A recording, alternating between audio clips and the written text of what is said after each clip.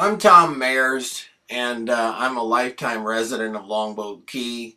My family has been here for over 100 years, and we're one of the oldest families on Longboat Key. My mother was co-founder of the Longboat Key Historical Society, and I grew up in the village and actually went to the art center for classes when I was about 10 years old.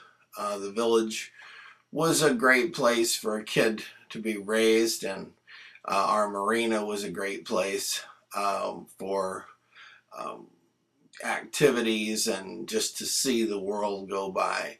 And in the village, we used to have kids, the Wickershams, the Moorheads, uh, the Yerkes, and we would all do things together.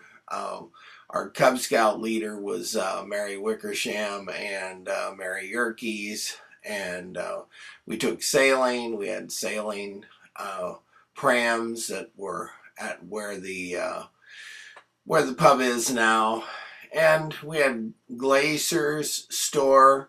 And Glazer's store was they had gas, and it's right where across from the Mar Vista pub, and they was a hub of activity. They sold cold drinks and candy bars, and uh, like I said, they sold gas. And so we would go down to the city pier for our swimming lessons, and then after swimming lessons on certain days, we might go to the art center for art classes. And so it was a great place to be raised here, and our marina was a lot of fun. You saw a lot of different people come and go, and fishing and swimming was a big activity. So I want to thank Jane Buckman and the Ringling Art Center for allowing us to have this event here at the Art Center, and it's something that's been going on for a long time. Like I said, when I was a kid, I went to art lessons. And so I'm going to talk to you today about the the different things that make Longboat Key exciting and some of Longboat Key history. So, one of the ways to look at Longboat Key is to look at it as a barrier island. And barrier island is what we have here today: mangroves on one side, beaches on the other side, and in between there were some pine flatwoods and oak hammocks. So the barrier island 10,000 years ago would have been probably 30 to 40 miles from here offshore, something similar to what we have today. And if you think of the barrier islands, all the wildlife and things in the pictures here that I'm showing would have been on this island that was offshore from here about 30, 40 miles. If you think of Longboat Key as a geographic point, like a GPS coordinate, this right here where we are would have been a ridge or a high spot on a plain that would gently slope out to a coastline that would be 20 to 30 miles from here. So it depends on how you want to look at Longboat Key when you think of it in terms of 10,000 years. That Longboat Key was either a barrier island offshore, or it's a point of land on this plain like a savanna. And so this is one of the points of Florida history that I'm going to try to demonstrate to you. And these ideas are from museums and textbooks. And what it was about 20,000 years ago.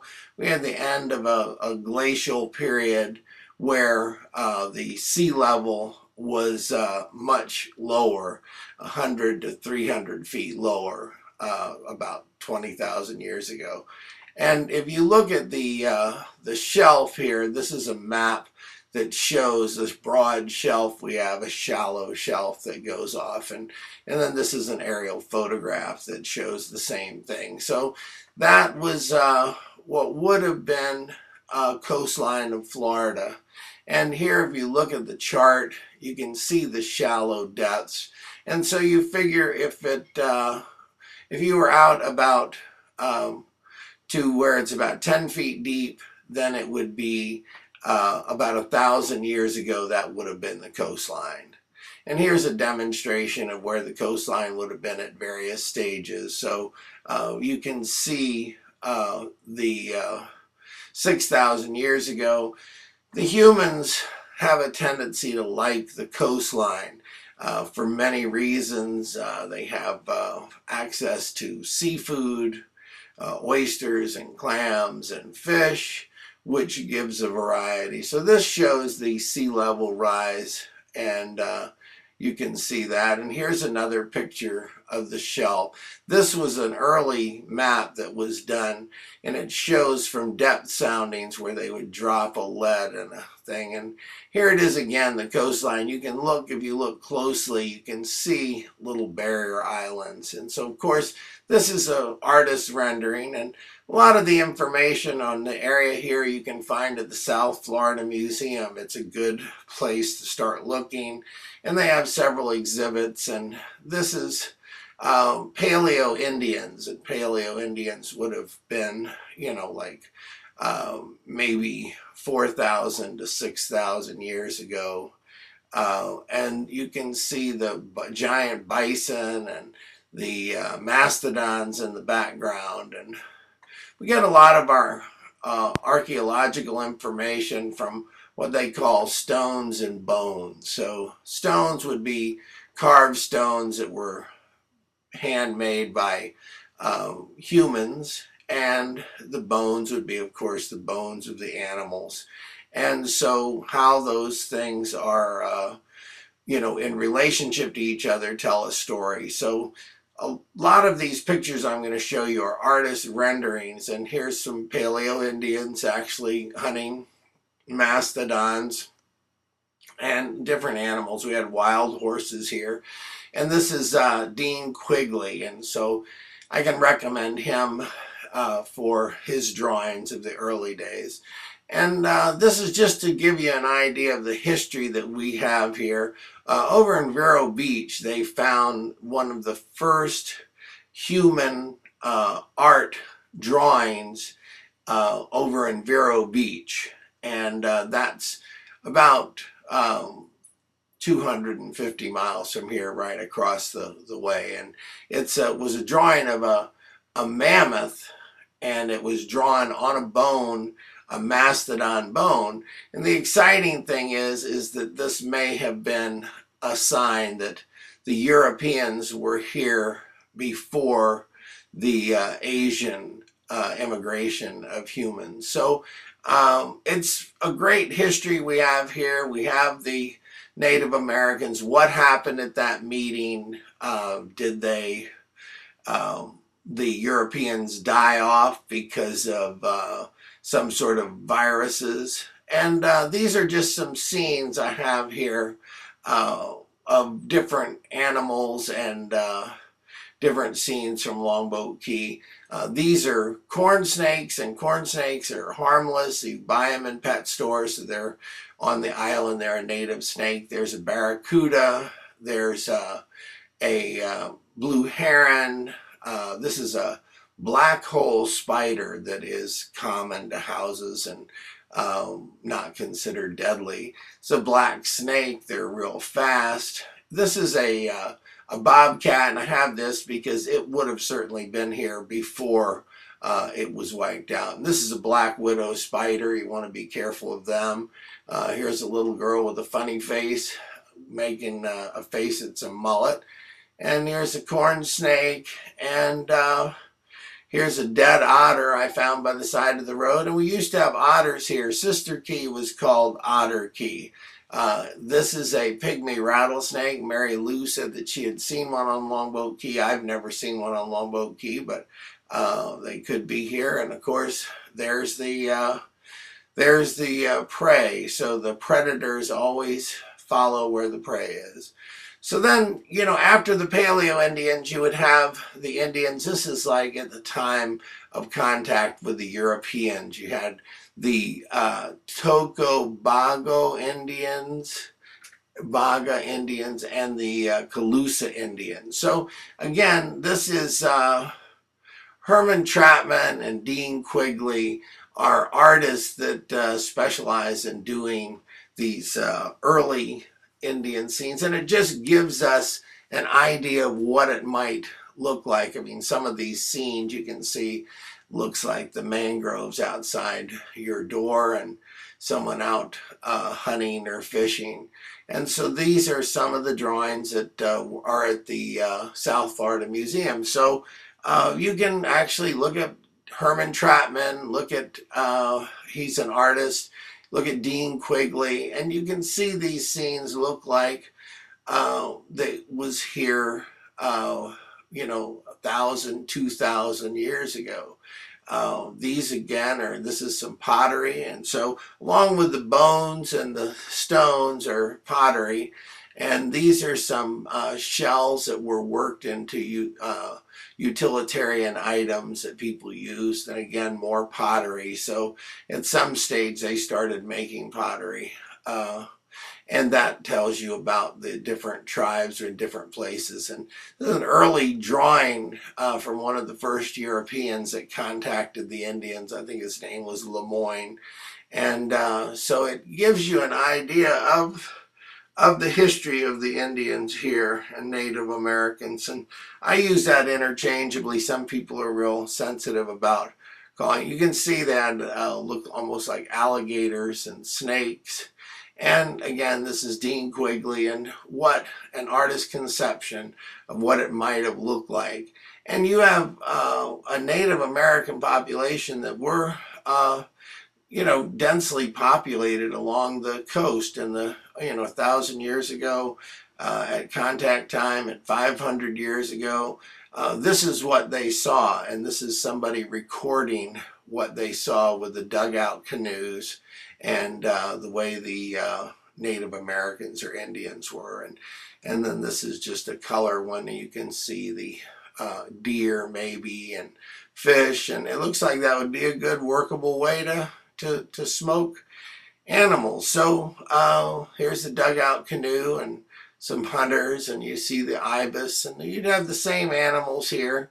And then you had cities, they had what they called chiefdoms, and the chiefdoms were not what you would call a civilization, but where people gave tribute to like city centers.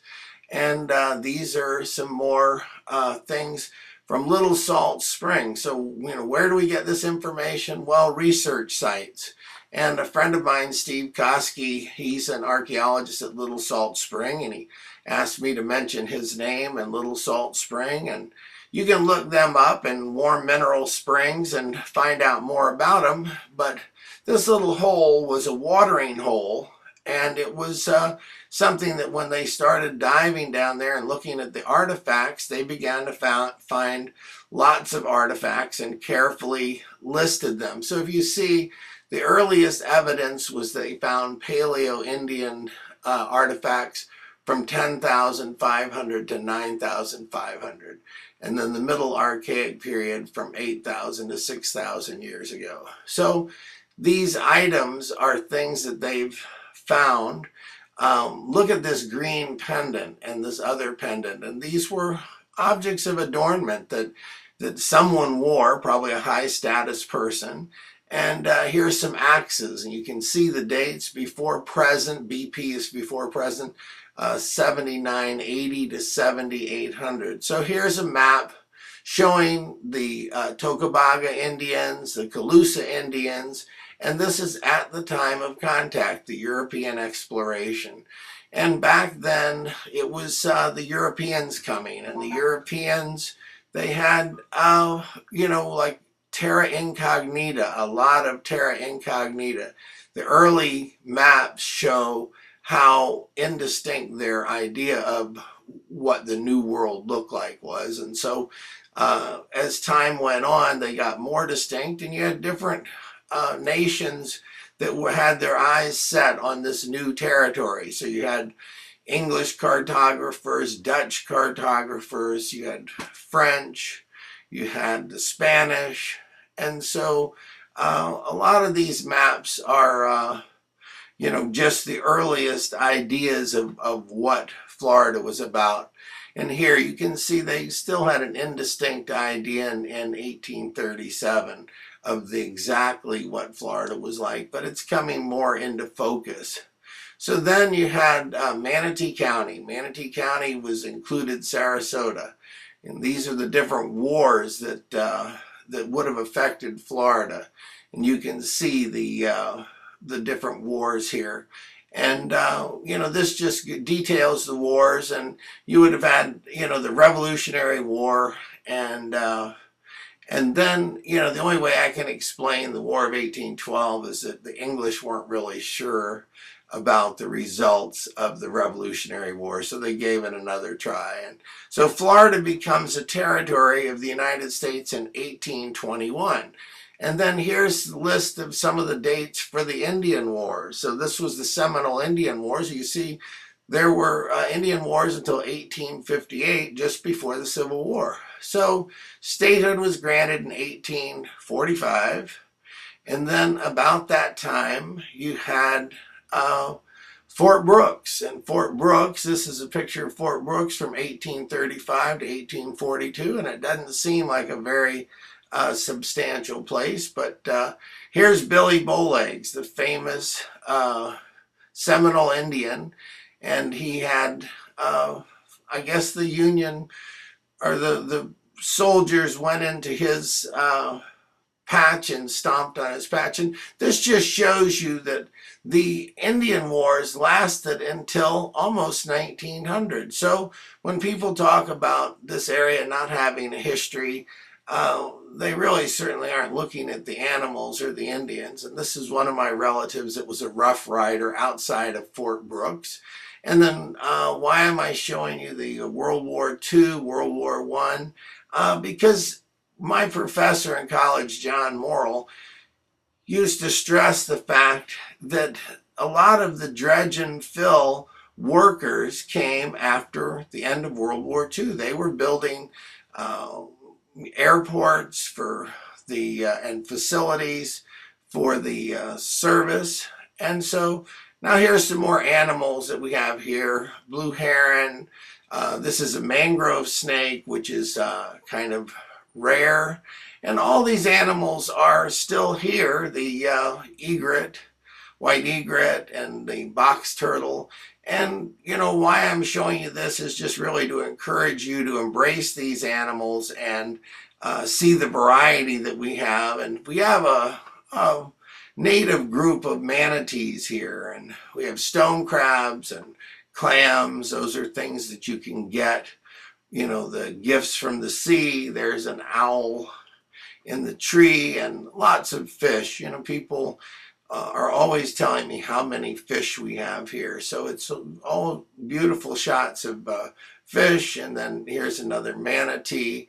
And we've had as many as a dozen out front of Land's End at the dock. And the hawks are here. They're kind of displaced from other properties, so you might see them. And it's a reddish egret or reddish heron. And these are just some shells. That's just a picture out in the bay. And a zebra butterfly. Zebra butterflies are beautiful. And this was over at Sister Key before they did the major project that they did, the change. And this is a picture of a native rattlesnake. So you have to try to find the rattlesnake in the picture. So you can imagine walking through this. This was like what it was like on Longboat Key. And we had a reputation for having big rattlesnakes, and I happened to see this one on Sister Key. and I thought you would find this interesting. So you can see how they just kind of blend in, and they're hard to see, and if you're not careful you could step on one. And there really hasn't been any deaths. I know my father was bitten by one here, and he was trying to catch it. And it's a picture back around 1900 of some hunters and deer, all the deer, and they still have deer and turkey here. And this is the DeSoto Hotel. This belonged to my uncle John Savarese. And there it is at the base of the dock, and he used to have a fish company, and there's the DeSoto Hotel. So, and this is what downtown Sarasota looked like. You're talking about around 1900. That's the paper. I think that's Mrs. Ringling. She's quite an attractive woman.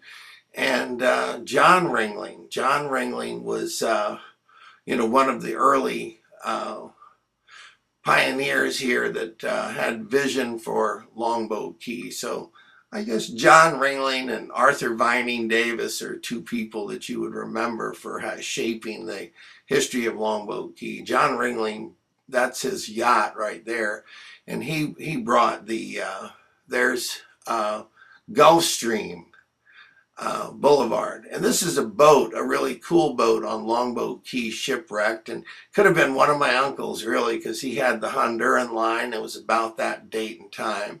And I think my uncle, if nothing else, had the cutest boat and the cutest hotel back in 1900. And that would have been right at the base of the dock. And this is Fruitville Road, if you've ever been out Fruitville Road. Kent Chetland. Kent is one of the historians here that for his whole life he's been recording the history, and I was lucky to do some videos of him. This is Gulfstream. This is about where Marina Jack's would be. This is downtown Sarasota around 1900. So I'm just trying to give you an idea of the history here. You can see it's a little more developed, some more cars around 1912. And then this is later and on, maybe, and this is about 1900 right here. This is down the end of Main Street. And there was a well right there about where Palm Avenue is. And this is an artist's conception. And the hotel down there on the water is Uncle Johnny's Hotel, the DeSoto Hotel. And this is Manatee County, which went down to Charlotte Harbor and included Sarasota. So it wasn't until like 1921 that Sarasota became a county. This is the dock. This is where the mistletoe would land. And they had fish house out on the dock and ice house. And here's Ralph and Claire Hunter. They're individuals that had a lot to do with the history. Ralph wrote From Calusas to Condominiums. And this is a boat, a fishing boat that in the early days. And this is Thomas Mann's house. And this is thanks to Kent Chetland. He gave me this picture, and it's available other places, but Kent gave it to me. So, and then there's a model of the mistletoe. And, John Savarese had the mistletoe that brought people from Tampa to Sarasota on a regular basis. And I had, put some pictures here from the family. This is just the Savarese family. There's just one of his nieces. This is one of the big boats that they had. You can see I'd just like to have the furniture. That's nice furniture. And Captain John Savarese was also known as Sir John Savarese. And Sir John Savarese was knighted by the king of Italy, Victor Emmanuel. And my mother gave me this. This is the medal that he got. And there's the two sides. There's the back and there's the front. And so this was actually given to my great uncle around 1900 for his work with the King of Italy. And this is a map that shows roughly the route of the mistletoe. That would be just a route down to Sarasota on the inside. That's my grandmother, all dressed up in a wedding dress, and this is her sister. And so I wanted to give you a feeling, since I have these pictures of John Savarese. This is one of the boats. Look at the size of the boat. And this is Charlie Wilkinson and a big ship. And here's the mistletoe actually picking up fish probably from these small sailboats that would have sailed out. And here's John Savarese as, he founded the Italian American Club in Tampa. And so I just wanted to put some pictures in here of John Savarese so you can get an idea of what he looked like. This is him when he looks like he was about 50. He's in good shape. And this is when he was older. Maybe he's like 70 here. And there's his wife was Risley. And so there's a picture of John Savarese and painting.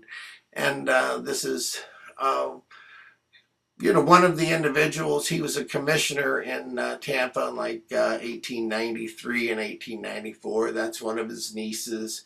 This is the original fish house. My grandfather and my great uncle had it in Savannah. And then here's a picture of the north end of Longboat Key. It says 1913. So this would have been at the time that John Savarese actually bought Land's End and got title to Land's End. And this is my grandfather. This is Louis Savarese. That would be John's brother. And this is, he died when he was 49. And this was his wife, Louisa Gary Savarese. So, had an interesting family on all sides. There were stories about everybody. And here's the mistletoe. And again, the model of the mistletoe is in the South Florida Museum. You can go see it anytime. And it was done by Dewey Dye, had it built. This is the schedule of trips. And you can see there was a regular service carrying people. Here's the mistletoe at the dock, I think in Sarasota, downtown Sarasota, about where Marina Jacks would be.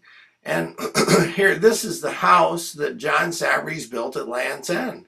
So this was built in 1913, and in 1921 it was damaged by a hurricane so badly that he just gave the materials away to local people and gave up on having his house here.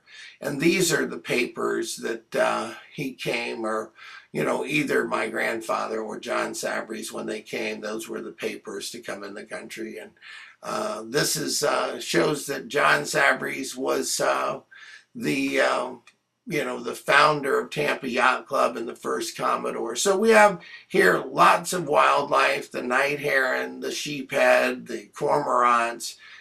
These little bunnies used to be all over Longboat Key, and you may see some hiding. And, I just want people to be more careful with the wildlife. And here's a little baby raccoon. Every once in a while they're orphaned, and we take them in and try to take care of them. This is a horse's tooth that we found out under the bridge diving, and this is a fox. People say they've seen fox on Longboat Key, and I believe it. Here's a bobcat, and we don't know if there's any bobcats on Longboat Key, but there were reports of them on Siesta Key. There's an alligator. There certainly would have been alligators. There's a tortoise hole. You can see the hole up in there. That's what a lot of Longboat Key would have looked like. And there's sheephead, and there's a tortoise hole there. And then we have like eagles on Longboat Key, and the eagles, that's a nest with young ones. And this is the chameleon, the green chameleon. And this is, of course, the peacock. So there's another picture of the manatee, and that's, again, off our dock at Land's End. And it's important we have the no-speed zones. And then the songbirds, you've got the cardinals and the red-winged blackbirds, the mockingbirds. That's a limpkin. And then you have the gopher tortoises. Longboat Key used to be covered with gopher tortoises, and as they built the buildings, the gopher tortoises disappeared. So they were supposed to be protected, but they weren't. And those are roseate spoonbills, and they're very beautiful. And this is the Cuban anole, and he's an import, but good food for the birds. And there's a deer. There would have been deer on Longboat Key, and squirrels, and probably deer and bear before they were hunted out.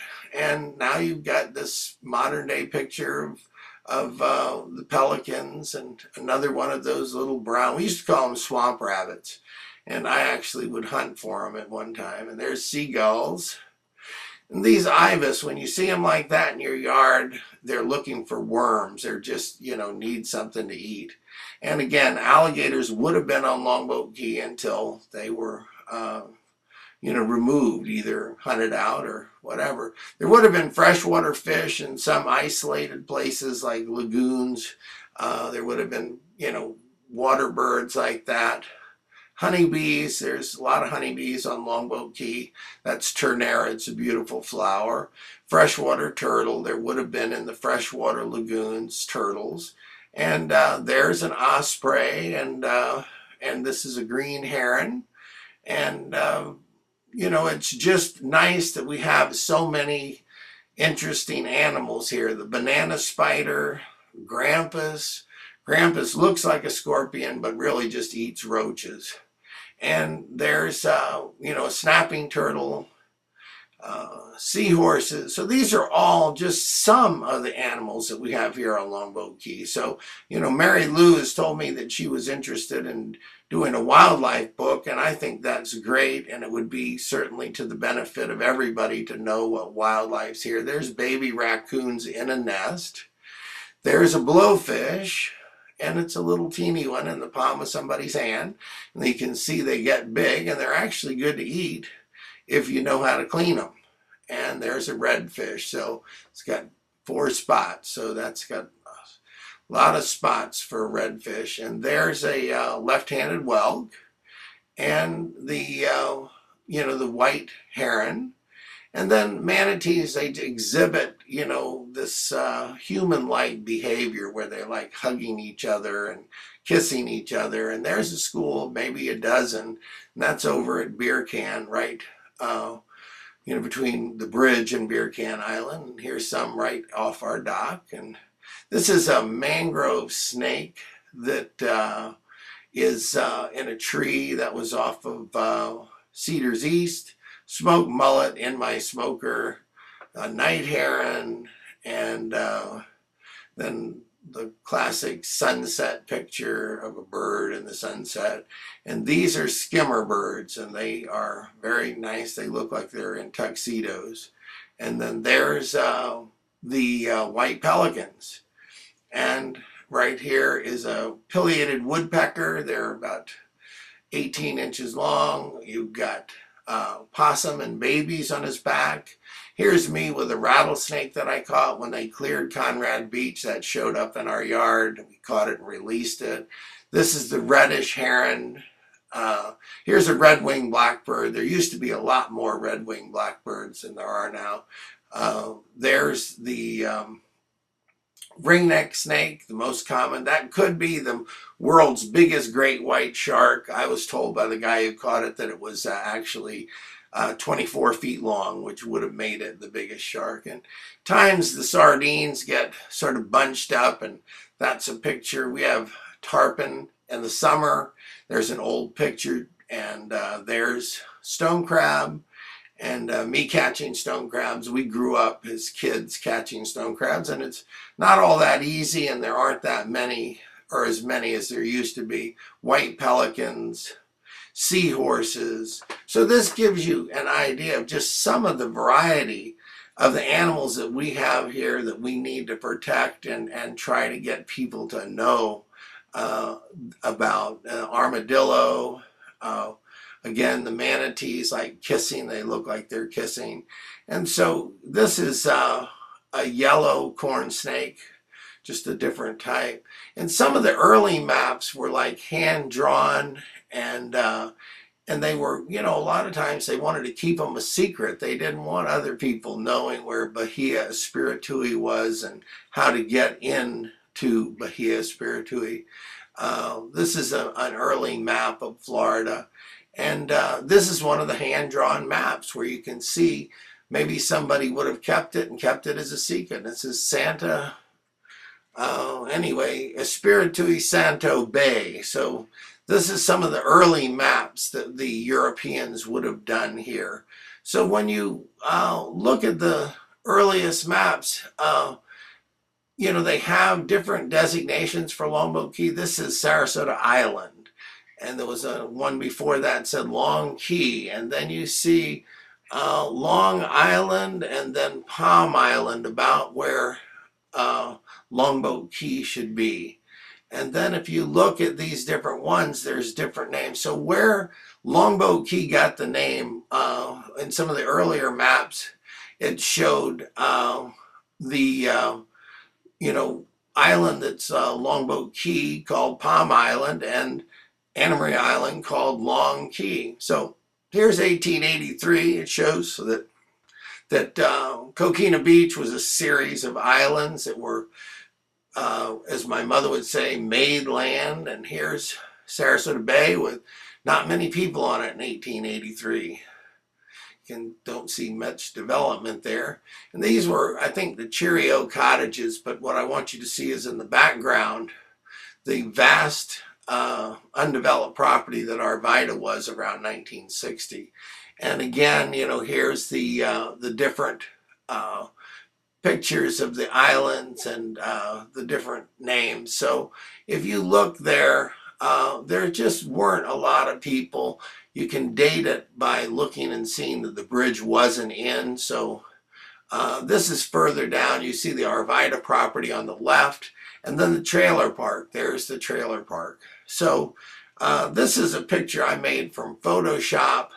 It's about 1940, and it just shows how little development there was on Longboat Key about 1940.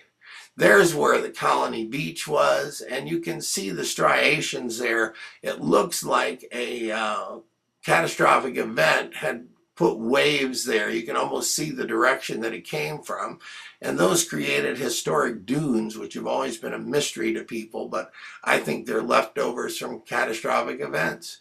So here's two comparison photos. There's the north end of Longboat Key in 1940, and then the Google Maps version from about somewhere around 2010.